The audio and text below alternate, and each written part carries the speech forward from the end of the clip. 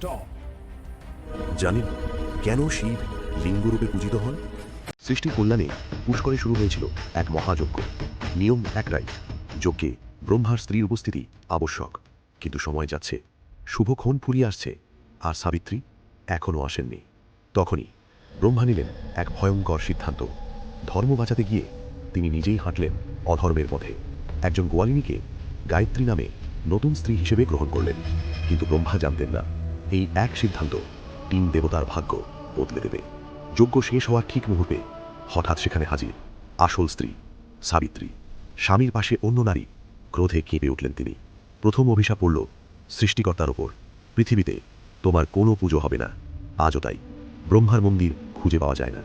দ্বিতীয় অভিশাপ স্বয়ং নারায়ণের জন্য, মানব রূপে জন্ম নিয়ে স্ত্রীর বিচ্ছেদ সহ্য করবে। আর তাই রাম হয়েও সীতাকে হারাতে হয়েছিল।